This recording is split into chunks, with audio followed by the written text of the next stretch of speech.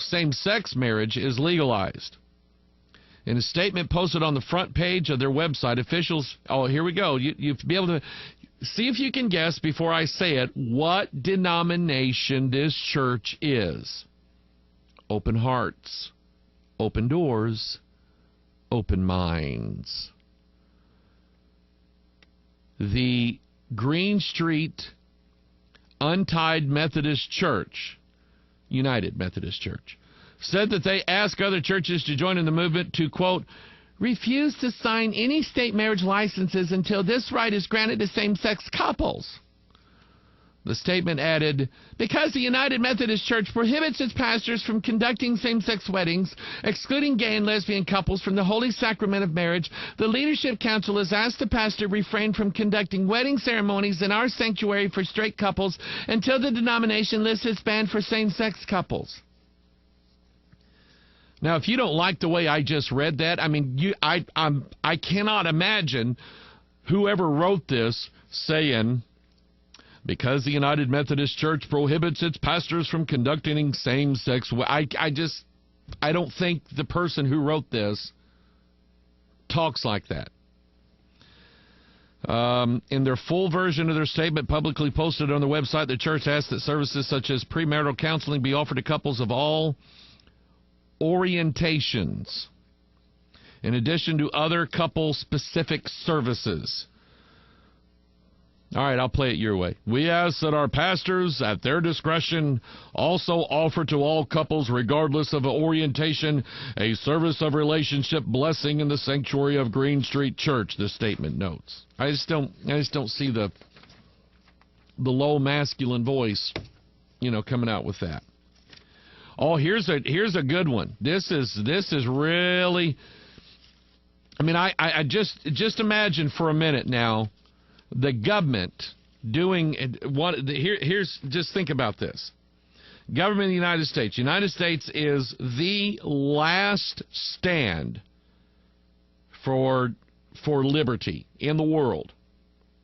So just imagine now that in 1 week, the government of the United States wants to, number one, put a ban on all weapons, guns. Number two, they're going to start regulating all of the news agencies, including blog talks and things like that. And then they're going to mandatorily, they're going to shut down all the banks.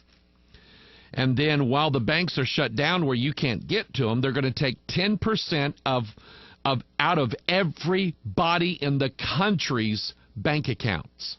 10%. There would be a war in this country. I don't know why there's not one in Cyprus right now. The small nation state of Cyprus. The Cypriot government sought Tuesday to shield small savers from a plan that is intended to raise 5.8 billion euros toward a financial bailout by seizing money from bank accounts. The plan, which is part of a larger bailout package being negotiated with other European countries, has been met with fury in Cyprus and has sent jitters across financial markets. Banks in Cyprus will stay shut until Thursday to prevent a bank run before Parliament has backed the plan to seize a percentage of bank deposits. If the bill goes through, some savers could still try to get their money out. Just hours ahead of the expected debate and vote in the country's 56-member parliament, officials sought to limit the impact on small savers. Basically, what they're doing is they're trying to appease the little people. But this is what they did. They shut the banks down, and while they were shut down, the government went in and took, I think, almost 8% out of everybody's bank account. Just took it out. For no other reason other than you had it and we don't. They just took it out. It's ours now. That's not, listen, I want to tell you something. That is not taxation. That is thievery. That is theft is what that is.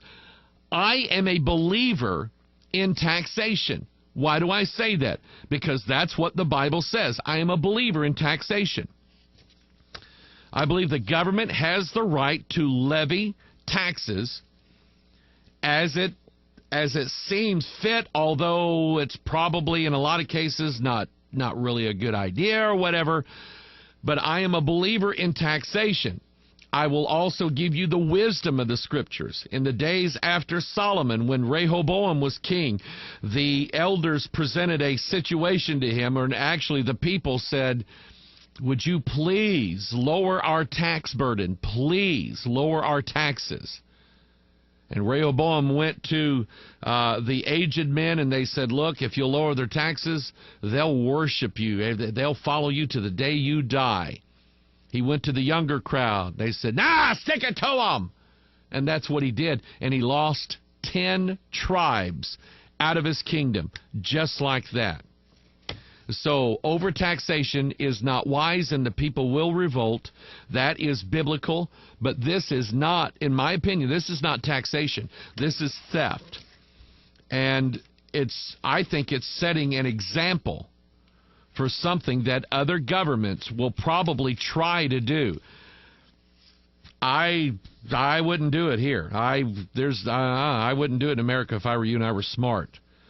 Australia scientists bring back extinct frog species to life. This is interesting. And I want you to listen to this, because in Revelation, one of the vials of wrath that's poured out is that, in fact, you know what? Let's read it. Let's read the Scriptures before we go messing it up, all right? Because I can do that. I can mess up the Bible pretty good. And those of you who are of the Hebrew roots or Seventh-day or whatever persuasion, if you're listening today, you're probably going, yeah, he ruins the Bible every time he reads it because he's got to read it in Hebrew. Where is it? Where is it? Revelations, here we go. Here we go. I'm getting close now. The frogs. Where are the frogs? I don't see the frogs anywhere. Anyway, it's when the vials are poured out. They poured out all those vials, and out of the mouth of the beast and the false prophet, the frogs come sliming out of their mouth. And so here is... listen to this particular frog species. An extinct species of Australian frog has been cloned by scientists who implanted a dead cell nucleus into an egg from another breed of frog. It's called the gastric brooding frog. Swallows its eggs, broods its young in its stomach, and then gives birth to the little froggies through its mouth. And I'm just going, oh, that's got Bible written all over it. I mean, that does. This thing has become extinct. Now, get this.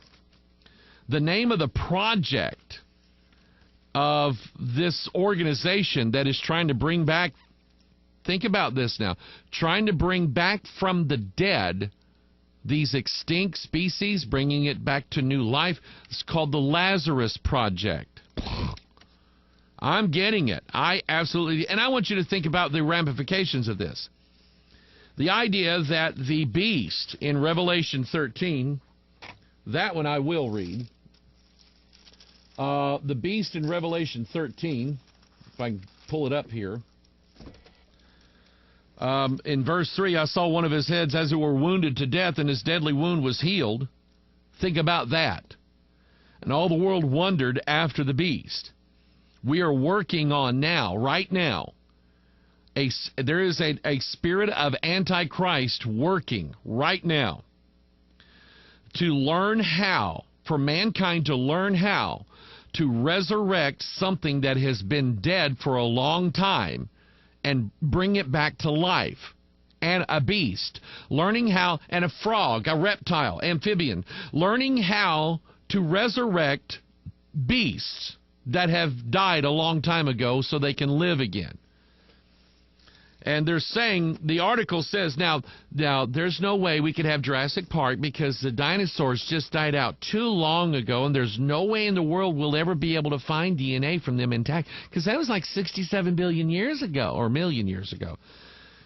No, it isn't.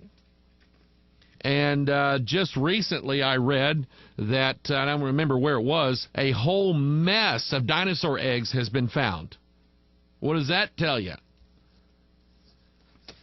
By the way, they found the dinosaur eggs in next to some dinosaur bacon and some dinosaur toast, and there was a prehistoric vehicle parked next to it. Looked like Fred's. Flintstone, that is. Donna wants me to announce. Drum roll, please. Finally, the long-awaited King James Pure Bible Search Software version 1.1 has been released. Installers for all 3 platforms, Windows, Mac, and Linux, are now available. Woo! Way to go, Donna! There is a Windows version, desktop 32 and 64-bit, runs on XP, Vista. That was quite a feat because nothing runs on Vista. Vista, Windows 7, and Windows 8. Runs on Windows 2000 if all the latest OS and IE service packs are properly installed. It will not run on 95, 98, Windows Me, or Windows NT, or Windows RT for the tablets. It will not run on the Windows tablets. The Mac OS X, Intel processor systems only, is what it'll work on. Linux, all 32-bit and 64-bit Linux standard-based system supported. There is some binary installers, and I have done this. It will run under Wine. If you're a Linux user, you know all this, so don't maybe explain it to everybody else because it'll go over their head anyway. Donna, we appreciate that. I've had so many people said, man, that software is the bomb. It is out of this world. And so we appreciate Donna for what she's done. We just give all the praise to the Lord because people are already finding things that I never found. One guy, and I met him at the Red River Conference in Fargo, North Dakota. Actually, it was in Moorhead, Minnesota, but you know it as Fargo, North Dakota, because they're like right there, separated by this little frozen river, all right? But anyway, a guy that he came up to me and he introduced himself to me, told me his name, and I'm going, yeah, the name sounds familiar. And he said, I'm the guy that showed you that all the forms of the word love are mentioned 555 times in the King James Bible. So is the word Christ. All the forms of the word righteousness are found 555 times in the King. I love that. But you guys are out there, you're finding stuff now that I never had time to look for, never thought of looking for.